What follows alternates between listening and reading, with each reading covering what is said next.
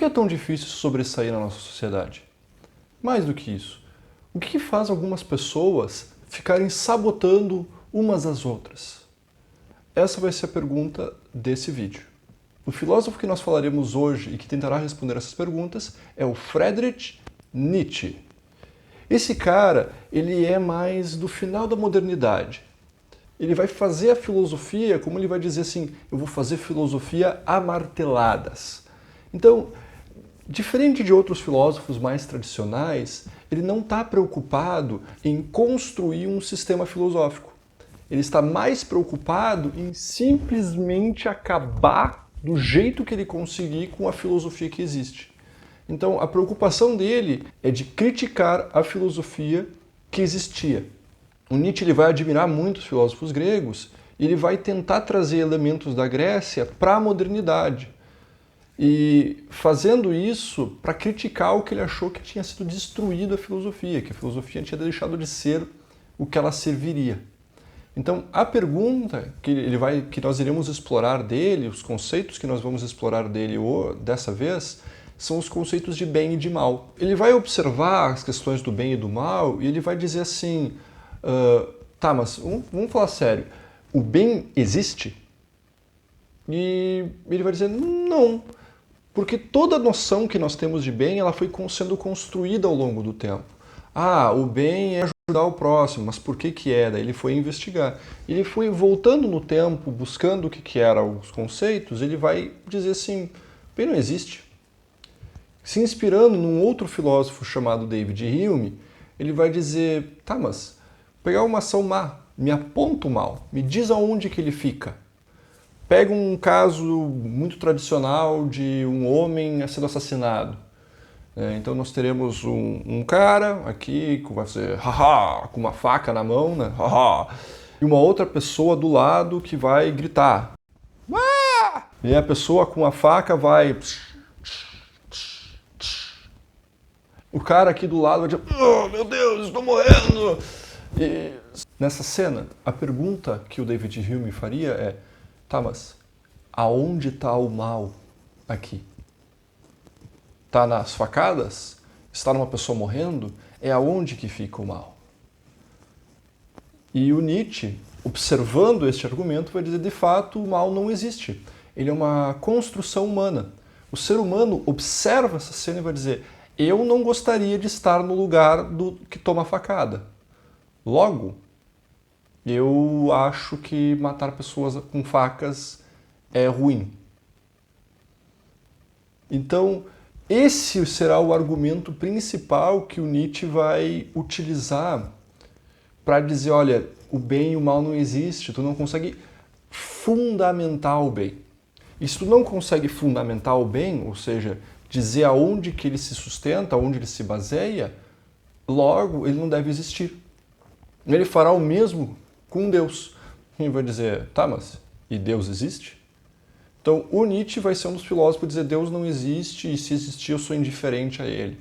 Mais do que isso, ele vai dizer Deus está morto, porque as pessoas não mais o utilizam como seu sentido moral. As pessoas são hipócritas ao usar Deus, porque ele não interfere na vida delas. Então, observando isso, ele vai dizer, tá, mas o que é essa noção de bem e de mal que nós temos na nossa sociedade? Da onde que ela vem e para que ela serve? E aí ele vai dizer, existe uma moral de rebanho. Como assim? Bom, é bem simples. Se você já observou um rebanho, o boi, o gado, né? As ovelhas, você vai ver que tu agrupa esses bichos por ali e um pastor é o suficiente, um pastor ou um cachorro para conduzir eles para os lugares. São animais normalmente muito dóceis que obedecem uma única pessoa. E assim essa única pessoa mantém um poder muito forte e ela manda todo mundo para quando quer ir para o seu lugar. Porque o gado, a ovelha, ele obedece e não questiona. Agora, tenta fazer um rebanho de gatos para tu ver o que acontece. Entendemos que é impossível. Por quê? Porque o gato é um animal independente. Isso acontece porque, como não existe um fundamento para a noção de bem e de mal, a nossa ideia de moral, o que devemos fazer, vai vir do que as pessoas e o grupo acham que é certo. Existe, então, uma moral de rebanho que vai deixar as pessoas medíocres. Porque não é legal na minha sociedade ter pessoas incríveis, independentes e que questionem. Para eu formar uma sociedade, e para a nossa sociedade que foi sendo criada, eu vou utilizar melhor esta moral de rebanho para regular e coordenar e comandar todo mundo.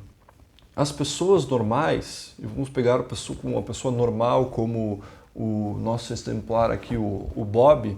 O Bob é uma pessoa normal, assim, tu vê o Bob andando na rua, tu vê o Bob indo pro shopping, tu vê o Bob pegando ônibus, indo pelo metrô, tu vê o Bob.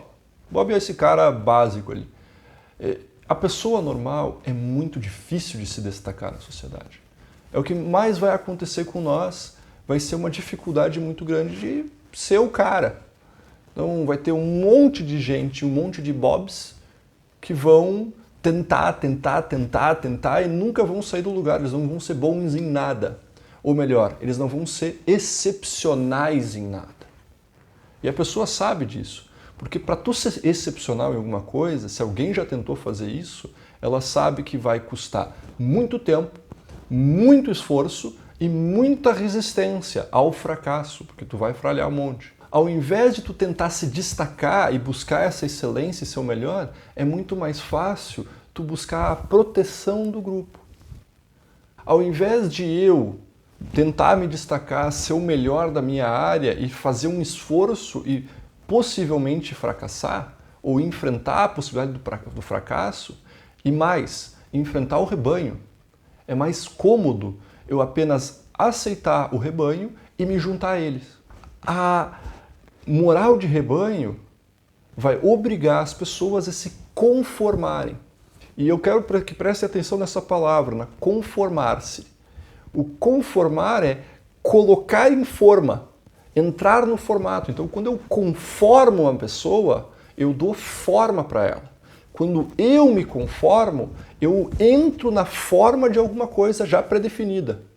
Fazer um bolo, eu vou pegar a massa e vou despejar na forma. Eu estou conformando o bolo. O Nietzsche vai dizer que é muito mais fácil as pessoas se conformarem com a sociedade. Por quê? Elas vão entrar no formato Bob e aí elas vão seguir suas vidas, medíocres e indiferentes. Só que aí o que acontece?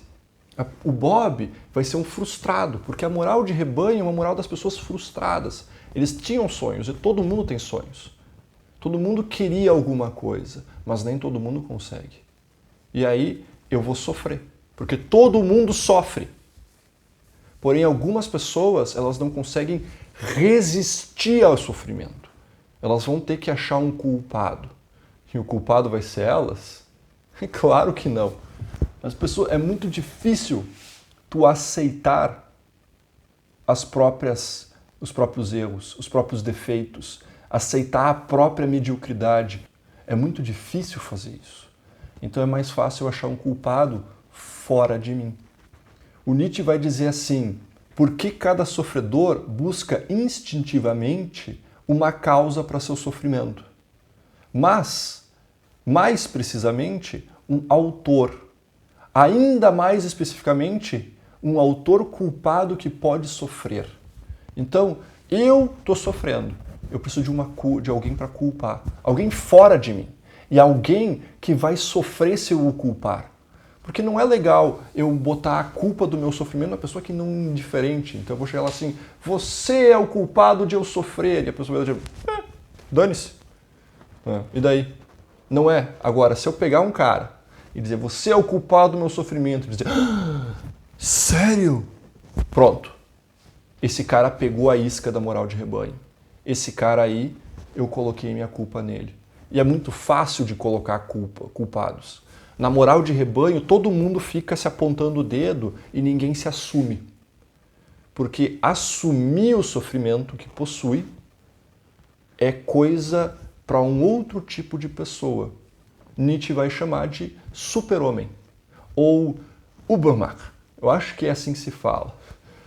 O super-homem é a pessoa que vai observar a sua própria vida e vai dizer, ok, eu vou pegar ela pelas minhas rédeas e eu vou ser excelente. Eu vou ser excepcional. E se eu fracassar, dane-se, eu vou seguir em frente. O super-homem é a pessoa que vai pegar a sua vida, assumir as responsabilidades. Pô, aconteceu esse negócio de... Tá bom. Eu arrumo, sofro e sigo em frente. Os Bobs vão se sentir intimidados pelo super-homem. Porque na noção da moral de rebanho, o bom é o agradável. Então eu vou buscar na minha vida tudo que é agradável e tudo que não me machuca, e tudo que não me critica, tudo que não vai contra as minhas ideias. Tudo isso é bom. E tudo que vai contra é perigoso, pode tomar vontade própria, ou seja, o super-homem é perigoso, ele é mau. Então o Bob rejeita. Logo, tu vai ficar sozinho. O super-homem é uma pessoa muito solitária para o Nietzsche, porque as pessoas que seguem a moral de rebanho não conseguem conviver com uma pessoa do moral de rebanho. Elas vão buscar sabotar ela. A moral de rebanho, ela não aceita quem se destaca. O líder, o pastor, observa uma pessoa se destacando, ele vai tentar matar e aniquilar essa pessoa, porque não é bom para ele que as pessoas se destaquem. Ele usa o próprio rebanho para isso. Porque é muito mais fácil me conformar, é muito mais fácil viver uma vida medíocre para o Nietzsche. O Nietzsche vai dizer, bom, então segue aí, segue essa moral ali, seja medíocre, seja um bom homem. E o bom homem para o Nietzsche, ele vai definir assim, ó, ele é bondoso, fácil de enganar e até um pouco idiota e tolo. O bom homem é aquele cara meio... ninguém tem problema com ele, porque ele está ali e ele não incomoda ninguém, ele aceita tudo, ele é bobão, ele é fácil de enganar, então se eu precisar dele para alguma coisa do meu jeito, eu consigo colocar a culpa nele e ele vai aceitar e sofrer essa culpa. Não quer dizer que ele seja bobo e feliz. Ele vai assumir essa culpa e ele sofre. Então o homem bom é quase um bode expiatório. Eu posso culpar ele e deu. O super-homem, ele consegue assumir-se e assumir a sua vida. Ele é o seu próprio senhor. Ele não precisa de mais ninguém para mandar nele. O super-homem sofre, ele sabe que ele vai sofrer, mas ele consegue resistir ao seu sofrimento e seguir em frente. Essa é a grande característica. Voltando à pergunta, é difícil se sobressair na nossa sociedade, por quê? Porque é mais fácil se conformar, é mais fácil entrar na moral de rebanho. E, ao mesmo tempo, tu tenta se sobressair e tu vai ser sabotado, porque o medíocre, ele odeia, ele tem ódio e muito medo de quem se destaca. E aí ele sabota quem está se destacando e tu fica sozinho. Não é legal ser solitário. Então é mais difícil ainda me sobressair, porque eu começo e eu volto atrás em busca dos meus antigos amigos. Finalizando então, a nossa sociedade ela é montada numa moral de rebanho justamente para que as pessoas fiquem iguais. E se tu tentar se sobressair, tu vai ficar sozinho e sabotado até pelas pessoas mais próximas de ti. Ao mesmo tempo, o Nietzsche vai dizer, ouse, tente, seja o super-homem, assuma-se quem tu é, porque ser o super-homem é a vida que merece. Não é legal ser medíocre. É legal ser o super-homem, por mais difícil que possa ser.